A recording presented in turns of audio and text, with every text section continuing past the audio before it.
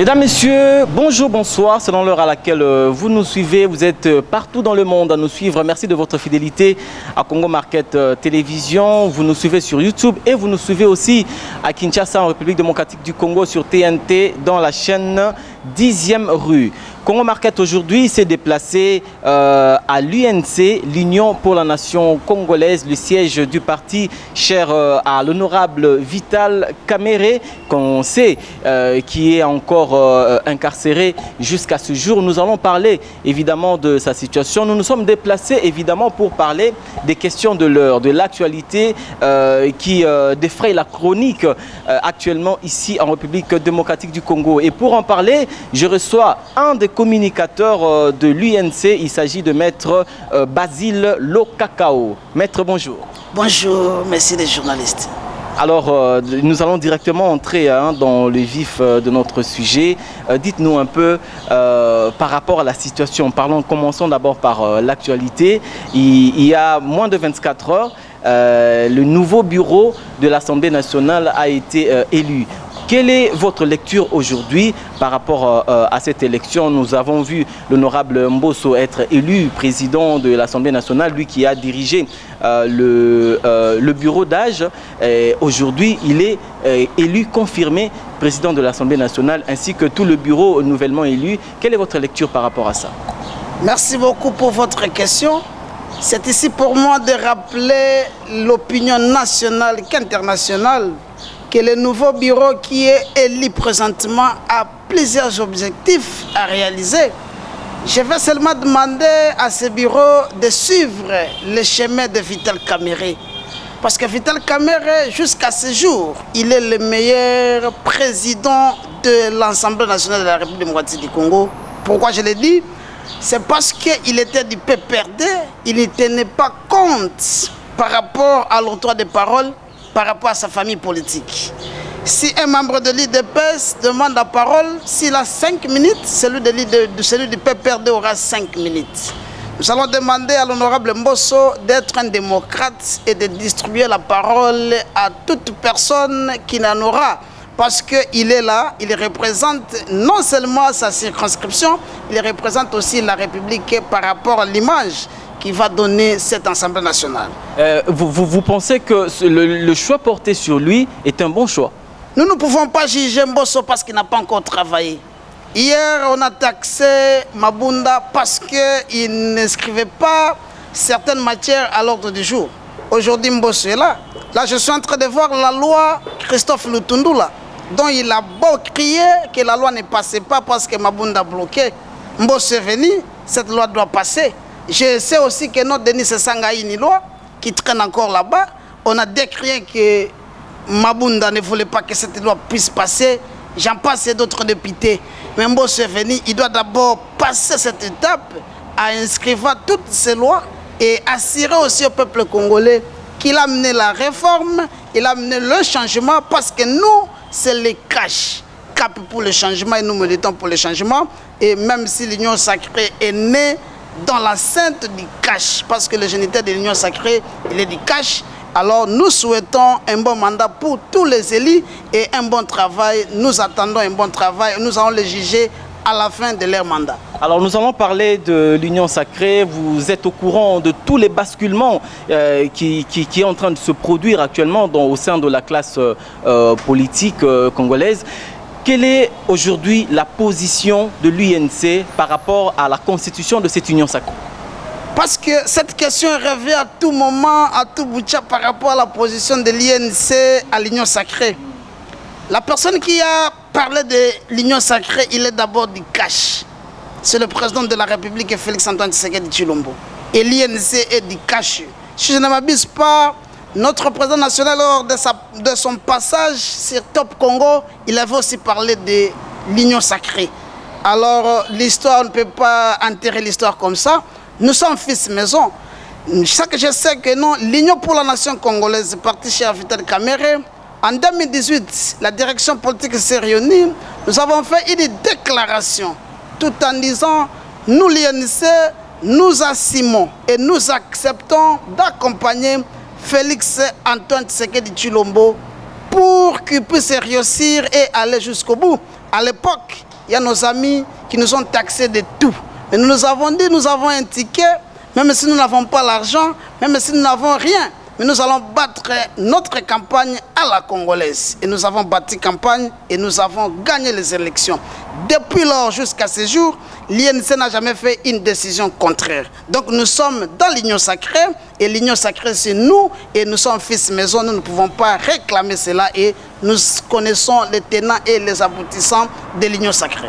Mais les personnalités politiques de tous bords pratiquement se prononcent par rapport à leur position. Mais jusqu'ici, apparemment, l'UNC est un tout petit peu ignoré. On ne voit pas l'UNC, comment dire, monter au créneau pour soutenir farouchement cette union sacrée, justement. Comment ça? Parce que dans toutes les actions de l'union sacrée, l'INC est bel et bien présent.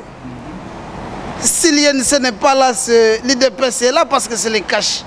Et si l'INC est là, l'IDPS n'est pas là. La dernière rencontre de président qu'il avait fait avec les groupes parlementaires, l'IDPS n'était pas là. C'était le secrétaire général de l'INC qui avait représenté les cash. Alors nous sommes là et les gens qui disent que nous ne sommes pas là, nous sommes là. Nous avons participé à toutes les actions, même dans des signatures, des pétitions. Les députés de l'INC, ils ont signé pour le nom et pour les comptes du cash. Et nous sommes actifs dans toutes les activités et l'INC est bel et bien présent. Donc vous confirmez ici que l'UNC et l'UDPS est en bonne relation, rien n'est mort. Nous n'avons jamais eu de problème entre l'UNC et l'UDPS et l'UNC ne cherche jamais de problèmes avec d'autres partis politiques. Nos amis de l'UDPS sont nos partenaires et nous sommes ensemble, nous évoluons ensemble. Le président de la République est là sous le ticket cash et les cash existent bel et bien. Nous sommes là et nous accompagnons totalement la vision du président de la République. Alors nous allons parler du président national de l'UNC, l'honorable Vital Kamerhe. Comment il va? Le président de l'Union pour la nation congolaise est malade. Nous le confirmons. Parce qu'il y a des gens qui veulent se faire porte-parole de l'UNC même s'ils n'ont pas mandat. Il y a des gens qui veulent parler du président national même s'ils n'ont pas été en contact avec lui. Nous vous confirmons que le président est malade. Il est à l'hôpital, précisément dans le centre Nganda. Et nous, l'INC, nous avons opté pour la prière parce que nous savons très bien que non, tout ce que lorsque les gens s'approchent à la prière, il y a toujours une issue ou une bonne chose qui va en découdre ou qui va venir après. Nous avons opté pour la prière. Nous sommes en prière et nous continuons à prier pour que le bon Dieu puisse aider notre président à recouvrir sa santé. Et puis, il est malade, nous continuons toujours à prier. Les tentatives d'évacuation, comment dire, tout ce que les avocats de Vital Kamerhe ont pu demander pour qu'il puisse être évacué jusqu'à présent, ils n'ont pas encore trouvé gain de cause. Quelle est votre lecture par rapport à ça? Mais c'est là où nous sommes en train de nous poser plusieurs questions. Autrefois, c'était les FCC qui bloquaient. Mais à ce jour, qui bloque? Parce que nous avons vu les jeux de ping-pong. Autrefois, FCC dit ce n'est pas nous. Les autres disent ce n'est pas nous. Et qui a fait arrêter Vital Kamerhe? Tout le monde dit que non, ce n'est pas. Ils sont en train de renier la responsabilité. Le vice-ministre, qui est aujourd'hui le patron de la justice congolaise, il a été là-bas à Makala. Il a vu le directeur de la prison et le directeur de la prison lui a dit que non, Vital Kamerhe est malade. Le vice-ministre a passé jusqu'à l'hôpital, il a constaté, il a confirmé. Lors de son interview sur Top Congo, il nous a dit Vital Kamerhe est malade, nous devons éviter le pire. Il faut qu'il soit évacué.